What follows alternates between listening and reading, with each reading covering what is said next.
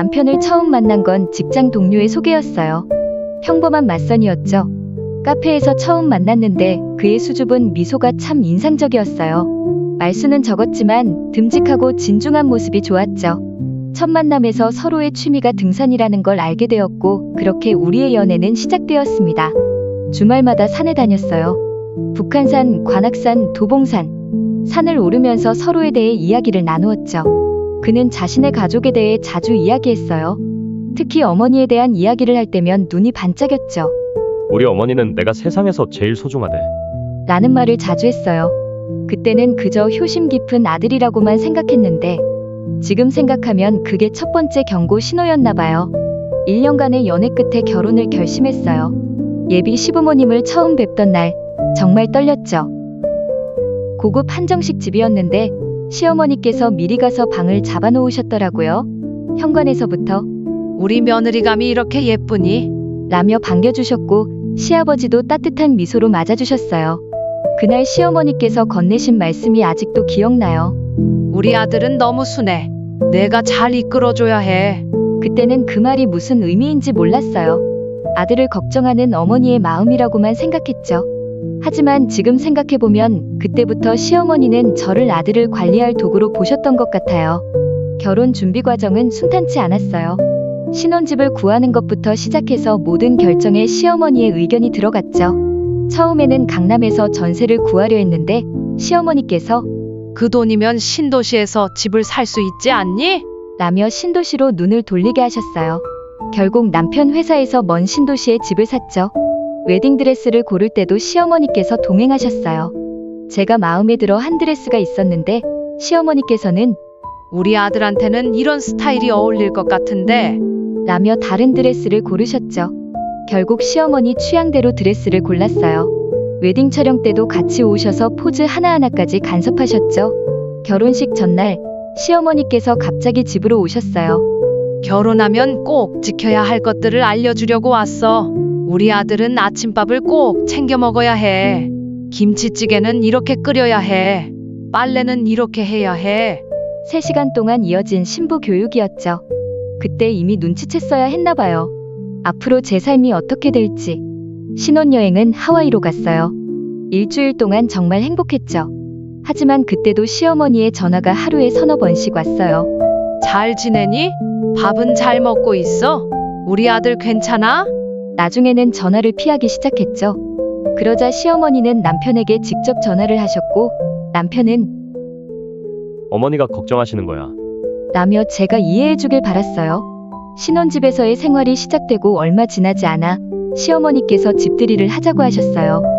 제가 준비하는 건 줄 알았는데 시어머니께서 모든 걸 준비하시겠다고 하셨죠. 당일날 오셔서 제 부엌을 장악하시고는 음식을 하시기 시작했어요. 저는 그저 거들 뿐이었죠. 손님들 앞에서도 우리 며느리가 아직 음식을 잘 못해서 제가 도와주러 왔어요. 라고 말씀하시는데 너무 창피했어요. 그렇게 시작된 신혼생활은 점점 더 시어머니 중심으로 흘러갔어요. 매일 아침 7시면 어김없이 시어머니의 전화가 왔죠.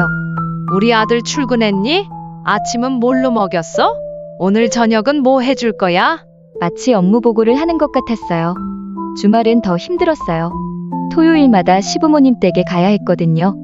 가기 전부터 시어머니께서는 장보기 리스트를 보내셨어요. 우리 아들이 좋아하는 과일 사오고 마트 세일하는 김치 사다 줘. 마치 제가 시부모님의 장보기 도우미가 된 것 같았죠. 시아버지의 행동은 더 이상했어요. 처음에는 우리 며느리 하면서 친근하게 대하시더니 점점 스킨십을 늘리려 하셨어요.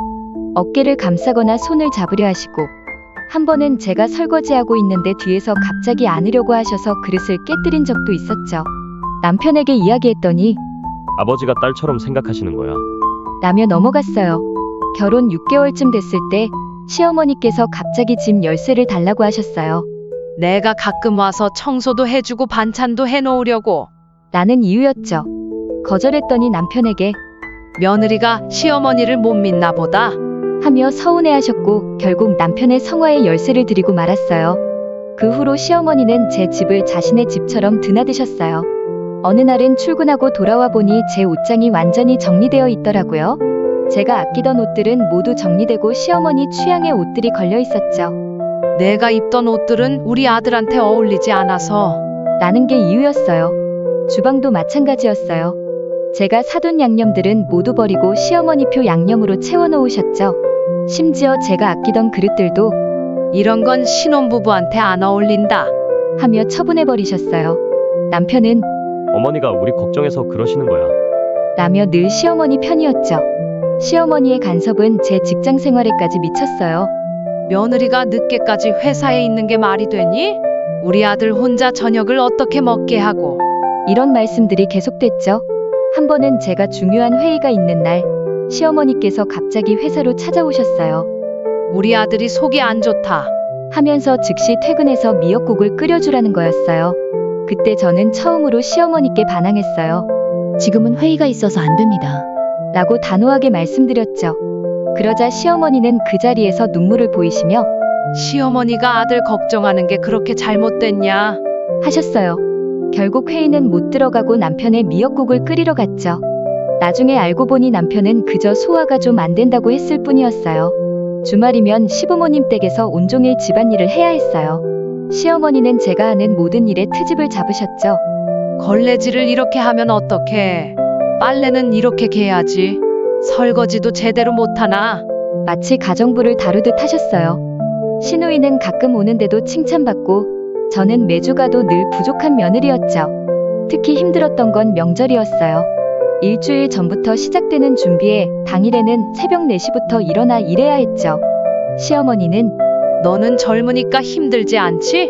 라며 모든 힘든 일을 저에게 맡기셨어요. 설거지, 청소, 음식 준비까지. 정작 시누이는 피곤하다며 거실에서 쉬고 있어도 아무도 뭐라 하지 않았죠.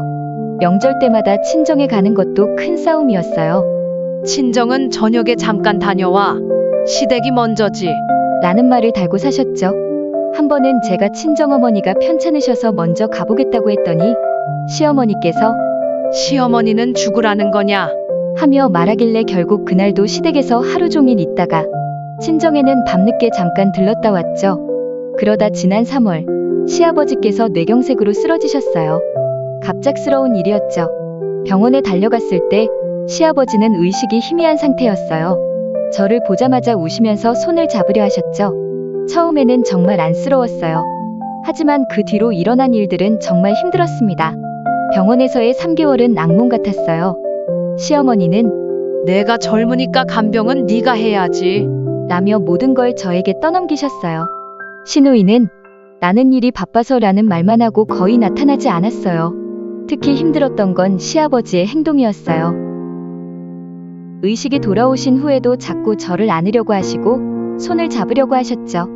간호사가 있을 때는 괜찮은데 제가 혼자 있을 때면 더 심해졌어요. 한 번은 등을 닦아드리는데 갑자기 제 허리를 감싸 안으시는 거예요. 너무 당황스러워서 그대로 도망 나왔죠. 이런 상황을 시어머니께 말씀드렸더니 아버님이 아프신데 그걸 가지고 뭘 그러냐? 하며 오히려 저를 나무라셨어요. 남편에게 이야기했더니 아버지가 정신이 좀 혼미하신 거지. 하며 넘어가더라고요. 결국 저 혼자 감당해야 했죠. 병원비도 큰 문제였어요. 3개월 치료비가 5천만 원이 넘었는데 시부모님은 너희가 젊으니까 벌어서 갚아라. 라고 하셨어요. 시부모님은 충분한 저축이 있으신데도 말이죠. 결국 남편의 월급에 제 적금까지 모두 해약해서 겨우 해결했어요. 퇴원 후에도 문제는 계속됐어요. 시어머니께서 아버님 간호하느라 고생했으니 피부관리 한번 받으러 가자. 하셨는데 알고 보니 제가 결제를 해야 한다는 거였어요. 너희가 효도하는 거지. 라는 말씀과 함께요. 60만 원짜리 피부 관리를 제가 왜 해드려야 하는지 시아버지 병간호로 지친 상태에서 시어머니의 요구는 더욱 심해졌어요. 이제 아이를 가질 때도 됐지? 라는 말씀을 수시로 하셨죠. 나이가 있는데 언제까지 기다릴 거냐? 아이 낳으면 내가 다 키워줄게. 이런 말씀들이 매일같이 이어졌어요. 하지만 전 아직 준비가 안 됐어요. 지금도 이렇게 간섭이 심한데 아이까지 생기면 어떻게 될지 너무 걱정됐거든요. 시어머니께서 내가 키워주겠다. 는 말씀은 사실 내 마음대로 키우겠다는 의미일 테니까요.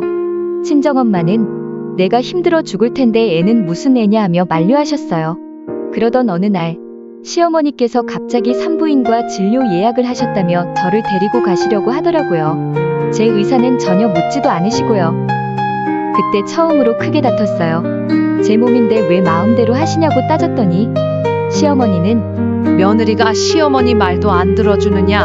하는데 남편은 이런 상황에서도 어머니가 우리를 위해서 그러시는 거야.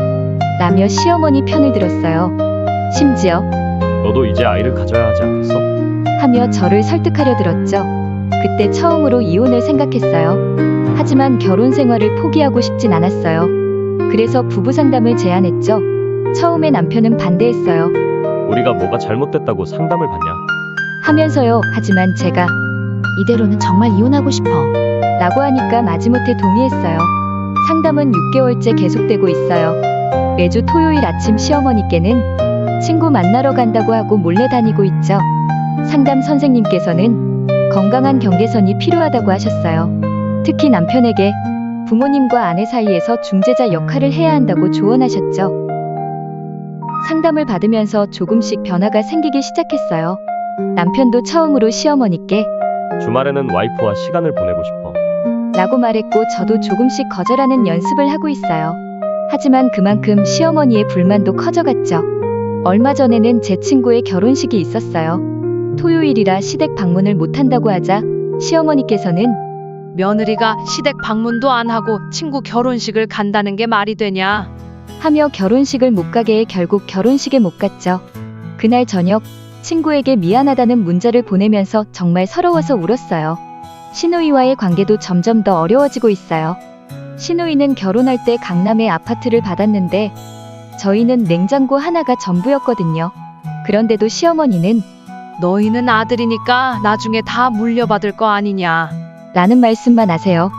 시누이는 한 달에 한 번 오면서도 칭찬받고 저는 매주 가도 부족한 며느리예요. 건강도 많이 나빠졌어요. 불면증이 생겼고 갑자기 10kg이 늘었어요. 위장장애도 심해져서 약을 달고 살아요. 특히 주말만 되면 가슴이 답답하고 두통이 심해져요. 병원에서는 스트레스성 질환이라고 하더라고요. 친정 부모님도 많이 걱정하세요. 제가 점점 야위어가는 모습을 보시면서 마음 아파하시죠? 특히 친정어머니는 너무 참지 말고 살아라 라고 자주 말씀하세요. 하지만 저는 엄마, 괜찮아요. 라고 웃으면서 넘기곤 해요. 최근에는 시아버지의 행동이 더욱 심해졌어요. 자꾸 신체 접촉을 시도하시고 시어머니께 말씀드려도 아버님이 너를 예뻐하시는 건데 뭐가 문제냐? 하며 오히려 저를 나무라세요. 그날 밤 남편에게 이 일을 이야기했어요. 처음으로 화를 내면서 말했죠. 더 이상 이렇게는 못 살겠다. 그런데 남편은 아버지가 치매 초기 증상이 있으신가 보다. 하며 또다시 변명을 했어요. 결국 큰 싸움이 났고 저는 친정으로 갔어요. 친정에서 3일을 묵었는데 시어머니는 계속해서 며느리가 시부모 모시기 싫어서 도망갔네. 하며 주변 사람들에게 소문을 내고 다니셨어요. 심지어 시누이까지 가세해서 올케가 우리 부모님을 학대한다는 말까지 하더라고요. 결국 남편이 찾아와서 저를 데리고 갔어요. 돌아가는 길에 남편이 처음으로 저에게 사과했어요. 미안해. 내가 너무 부모님 편만 들었지. 그제서야 남편도 상황의 심각성을 깨달은 것 같았어요. 하지만 문제는 여전히 계속되고 있어요. 시어머니는 이제 더 노골적으로 너희가 나중에 우리 재산 다 물려받을 텐데 이 정도 희생도 못하느냐? 매번 나중에 다 너희 것이라고 하시면서 정작 지금은 모든 걸 저희 보고 해결하라고 하시죠. 특히 경제적인 부분이 많이 힘들어요. 시아버지 병원비로 저희 적금을 다 깼는데도 시어머니는 계속해서 이것저것 사달라고 하세요. 옆집 며느리는 시어머니 백화점 가서 옷도 사주고 화장품도 사준다. 하면서요. 이런 상황이 계속되면서 저는 우울증 치료도 받기 시작했어요. 상담 선생님은 학대에 가까운 상황이라고 하시더라고요. 매주 상담을 받으면서 제 자신을 추스르려 노력하고 있지만 쉽지 않아요. 최근에는 시어머니가 새로운 전략을 쓰기 시작하셨어요. 다른 친척들에게 전화해서 며느리가 나를 무시한다. 요즘 며느리들은 시부모 공경할 줄 모른다. 하며 이야기하시는 거예요. 그러다 보니 친척들까지 저를 눈여겨보기 시작했고 모임에 가면 너는 왜 시어머니를 그렇게 서운하게 해드리니? 라는 말을 듣게 됐죠. 시누이는 더 심해요. 자기는 한 달에 한 번 얼굴도 비추지 않으면서 SNS에 효도하는 며느리는 시부모님을 잘 모셔야 한다. 는 글을 올리고 저를 은근히 겨냥하는 거예요. 그걸 보고 시어머니는 또 너희 시누이는 이렇게 효심이 깊은데 하시며 저를 비교하시죠. 남편의 변화는 있지만 너무 더뎌요. 상담을 받으면서 조금씩 달라지고는 있지만 여전히 중요한 순간에는 부모님 편을 들어요. 얼마 전에는 제가 직장을 그만두고 시부모님 근처로 이사 가자고까지 하더라고요. 그게 다 너를 위해서라면서요. 제 건강은 계속 나빠지고 있어요. 불면증에 우울증, 공황장애까지 약을 먹어도 소용없어요. 밤마다 악몽에 시달리고 시어머니 전화벨 소리만 들어도 가슴이 두근거려요. 친정엄마는 제가 점점 말라가는 모습을 보시면서 매일 우시는데 전 뭐라고 위로해드려야 할지 모르겠어요. 최근에는 제 동생 결혼식 때문에 또 큰 싸움이 났어요. 동생 결혼식의 하객으로 시부모님을 모시고 가야 하는데 시어머니께서는 친정과 시댁의 자리가 같은 테이블이면 안 된다. 시댁이 더 높은 자리에 앉아야 한다. 이러면서요. 결국 친정 부모님께 죄송하지만 자리를 바꿔달라고 부탁드려야 했어요. 친정어머니는 아무 말씀 없이 받아들이셨지만 그 모습을 보는 제 마음이 너무 아팠어요. 시아버지의 문제도 점점 심각해지고 있어요. 얼마 전에는 제가 장을 보고 돌아오는데 아파트 주차장에서 기다리고 계시더라고요. 며느리 얼굴 보고 싶어서 기다렸다면서요. 그날 이후로 자주 그러시는데 너무 무서워요. 남편에게 이야기했더니 이제는 아버지 건강이 점점 안 좋아지시니까 이해해줘. 하고 아무리 이야기해도 묵묵무답이네요. 지난주에는 정말 충격적인 일이 있었어요. 시어머니께서 갑자기 저희 집 거실 가구를 다 바꿔놓으셨어요. 제가 출근하고 없는 사이에 가구점 직원들을 데리고 오셔서 기존 가구는 다 버리고 새 것으로 바꾸신 거예요.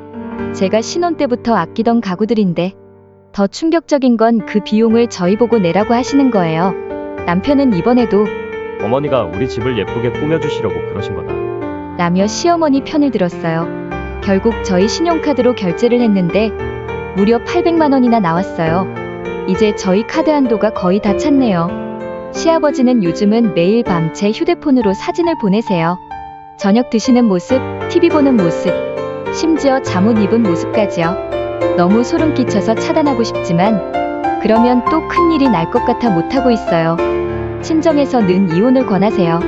친정어머니가 내가 죽어야 정신 차리겠니? 라면서 우시는데 저도 답이 없어요. 남편은 여전히 부모님 편이고 시댁은 점점 더 심해지고 이혼하고 싶다는 생각이 자주 들지만 결혼 생활 7년을 이렇게 허무하게 끝내는 게 두렵기도 해요. 어제는 또 다른 일이 있었어요. 시어머니께서 제 통장 내역을 보자고 하시더라고요. 며느리가 돈을 어떻게 쓰는지 봐야겠다. 이러면서요. 당연히 거절했죠. 그러자 시어머니는 또다시 대성통곡을 하시면서 며느리가 나를 엄마로 생각하지 않는다 라고 하셨어요. 그 소동 때문에 남편과 또 싸웠어요. 남편은 보여드리면 되지 않아? 라고 하더라고요. 제가 당신은 왜 항상 부모님 편만 드느냐고 따지자 남편은 내가 너무 예민한 거 아니야? 하며 되려 저를 탓했어요. 가장 큰 문제는 이런 상황이 앞으로 더 심해질 거란 거예요. 시부모님은 점점 더 연로해지실 테고 그러면 간병 문제도 생길 거예요. 지금도 이런데 그때는 어떻게 될지 생각만 해도 숨이 막혀요. 오늘 아침에는 또 다른 일이 있었어요. 출근하려고 준비하는데 시어머니께서 갑자기 오셔서는 오늘은 회사 가지 말고 나랑 성당에 가자. 하시더라고요. 제가 중요한 회의가 있다고 하자 며느리가 시어머니랑 같이 기도하는 것도 싫으냐? 하며 서운해하셨어요. 결국 회사에 급한 일이 있다고 겨우 빠져나왔는데 시어머니께서는 그 발걸음으로 남편 회사에 가셨대요. 며느리가 나를 무시한다고 하소연하러 가신 거죠. 남편은 점심시간에 전화해서 어머니가 많이 서운해하신다며 저를 나무랐어요. 이제는 제 친구들조차 저를 걱정해요. 얼마 전 친구 모임에서 한 친구가 너 완전 우울증이다. 이렇게 살다가 큰일 난다고 하더라고요. 다들 이혼을 권하는데 7년이라는 세월을 어떻게 버리나 싶기도 하고 얼마 전에는 시누이가 결혼기념일이라고 시부모님을 모시고 비싼 한정식 집에 가서 식사를 했대요. 그러더니 시어머니께서 너희는 왜 부모님 모시고 이런 데를 안 데려가니? 라고 하시면서 또 비교를 하시는 거예요. 시누이는 한 달에 한 번 얼굴도 비추지 않으면서 이런 식으로 효도하는 모습만 보여드리니 저만 더 힘들어져요. 남편은 요즘 이런 상황이 힘들었는지 술을 자주 마시기 시작했어요. 늦은 밤에 취해서 들어와서는 미안하다를 연신말하면서 우는데 그런 모습을 보면 더 마음이 아파요. 남편도 부모님과 아내 사이에서 힘들어하는 게 보이는데 어떻게 해결해야 할지 모르겠어요. 어제는 정말 최악의 일이 있었어요. 시어머니께서 갑자기 이제 며느리 구경도 좀 했으니 아들이랑 시댁 근처로 이사 와라. 라고 하시더라고요. 제 직장이고 뭐고 전혀 고려하지 않으시고요. 거절하자 직장은 시댁 근처로 옮기면 되지 않느냐? 하시는데 10년 넘게 다닌 제 커리어를 이렇게 쉽게 포기하라니요. 남편은 이번에도 어머니 말씀이 일리가 있다고 하더라고요. 심지어 내가 직장을 그만두고 우리 가게 일을 도와주면 어떻겠냐고까지 해요. 시부모님이 하시는 가게 말이에요. 그동안 제가 쌓아온 경력과 제 인생은 안중에도 없나 봐요. 친구들은 제가 많이 변했대요. 예전에 활발하고 긍정적인 모습은 온데간데 없고 이제는 늘 긴장하고 불안해하는 모습만 보인다고. 저도 알아요. 제가 많이 달라졌다는 걸. 거울을 보면 낯선 사람 같아요. 깊은 눈물 자국과 주름, 초조해 보이는 눈빛. 남편은 이제 저를 피하는 것 같아요. 늦게까지 회사에 있다가 들어오고 주말에도 친구들 만난다며 나가요. 얼마 전에는 제가 울면서 이제는 더는 못 살겠어. 했더니 그럼 너 하고 싶은 대로 해. 하더라고요. 마치 모든 책임을 저에게 떠넘기는 것 같았어요. 친정엄마는 제가 점점 말라가는 걸 보시면서 매일 우세요. 이럴 줄 알았으면 널 이런 집안에 시집 보내지 말았어야 했다. 이러면서요. 친정아빠는 화가 나셔서 시댁에 가서 따지겠다고 하시는데 그러면 상황이 더 악화될까봐 겨우 말렸어요. 요즘은 출근길에 자주 울어요. 지하철에서 혼자 눈물을 훔치다가 옆자리 아주머니께서 젊은 사람이 왜 이렇게 슬프냐고 물어보시더라고요. 그 말에 더 서러워서 결국 회사 화장실에서 한참을 울었네요. 이제는 정말 어떻게 해야 할지 모르겠어요. 이혼을 해도 남편과 계속 살아도 어느 쪽을 선택해도 후회할 것 같아요. 다만 확실한 건 이대로는 더 이상 살 수 없다는 거예요.